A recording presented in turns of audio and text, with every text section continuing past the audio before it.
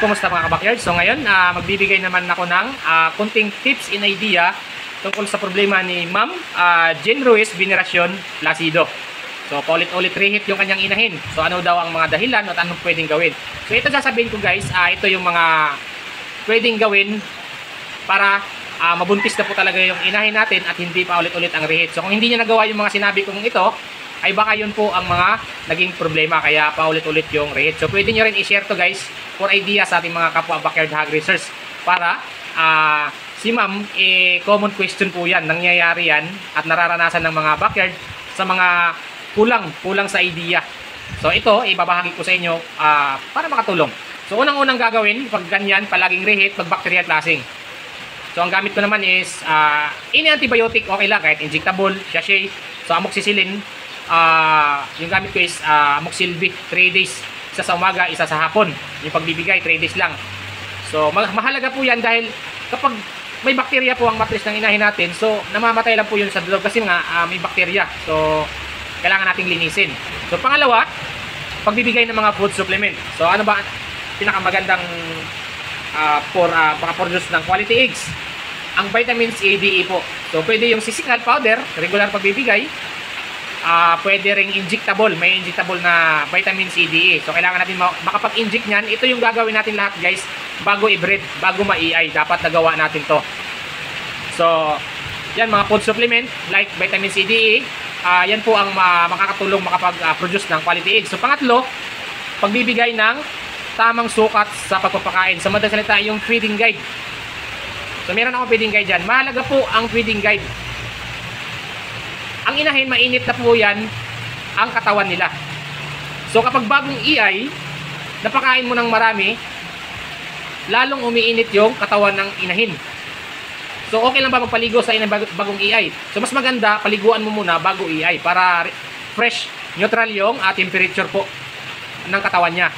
So pwede naman magpaligo kahit anytime, kahit bagong EI. So pwede.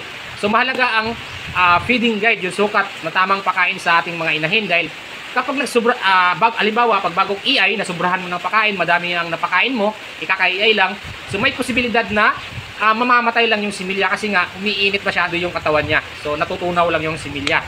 So napakahalaga po niyan. So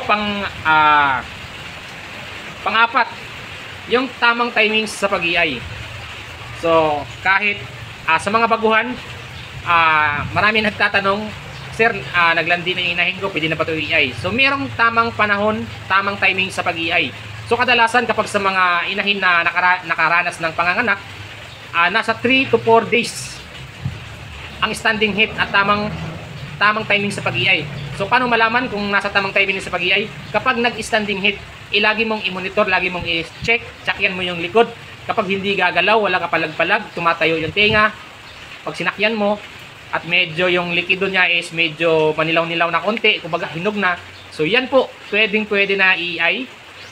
Mas maganda kung makapag-follow up kayo 2 beses kasi ang standard po talaga ng pag-EI is 200 ml dapat na naipasok natin na similya sa inahin. So pwedeng 100 ml, isang bottle po kasi is equivalent 100 ml po yan. So pwedeng ngayon ka mag-EI, 12 to 24 hours, pwede, okay lang mag-follow up. So mas maganda kasi, halimbawa sa unang pag-EI mo is hindi pa totally talaga na timing. So sa pangalawa, doon naman ang tamang timing sa pag-EI. O baka doon siya talagang mabubuntis. So dapat i-monitor lagi dahil baka mapaaga yung pag-EI mo, hindi po talaga magbubuntis tapos wala pang follow up. So yun po. So panglima, pag-preserve ng similya. So yung similya, hindi mapabarako man yan. Baka yung barako is sobrang tanda na. Yung similya is wala na palang lumalangoy-langoy na semen.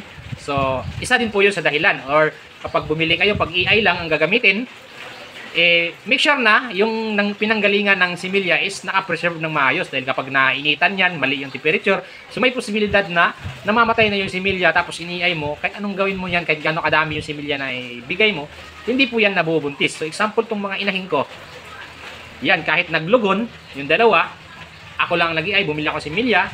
So kahit naglugon sa araw ng pag-EI dahil nga meron tayong delay na pagbibigay ng vitamins na delay, so inabutan tayo, pero ganun pa man, nabuntis siya. Nabuntis yung dalawa. So, naka-update yan, pero i-update ko pa rin yan mamaya kumustahin natin kung ilang days na sila. So, walang sign of reheat. So, pang-6.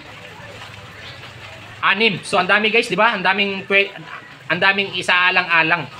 So, pang-6 na po, pang-6. Quality feeds. So, quality feeds, baka naman yung pinapakain mo is kulang sa nutrients kung ano-ano na pinapakain mo. Totoo yan guys, nanggaling ako dyan. Para makatipid, para makalis sa gastos, kung ano-ano na yung pinapakain ko, para makatipid lang. So, maling mindset po talaga yan.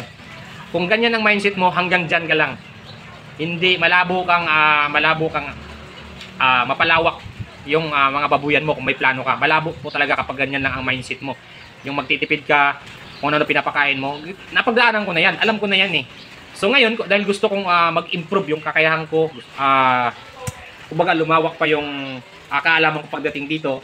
So pinag-aralan ko talaga yan, ini-experiment ko lahat yan. So ngayon, ang binibigay, pwede yung merienda lang. Pang merienda, okay lang po yung mga ibang pinapakain. Pero kung yung regular na binibigay mo talaga is kulang sa nutrients, halimbawa yung inahin, kaya nga may naglulugon, stress kasi nga hindi sapat yung nutrients na kukuha, mahina ang immune system, so madaling magkasakit. So ganun po yun, kailangan balance din yung feeds. Balance yung nutrients na nakukuha sa feeds, so mahalaga rin yung quality feeds. Kung gusto man natin ng quality yung kinakalabasan, maganda yung resulta, so papakainin natin ng sapat at tamang nutrisyon, ibigay natin sa ating mga alaga. So pang-7, yung management. Siyempre yung management guys, ang pinakamahalaga, dapat i-improve po natin lahat kung anong pwedeng, kung ano lahat na ginagawa dito, i-improve po natin sa sarili yan. Halimbawa na lang sa inahin. So nagawa mo na yung mga nabanggit ko. Sa management, pabaya ka naman.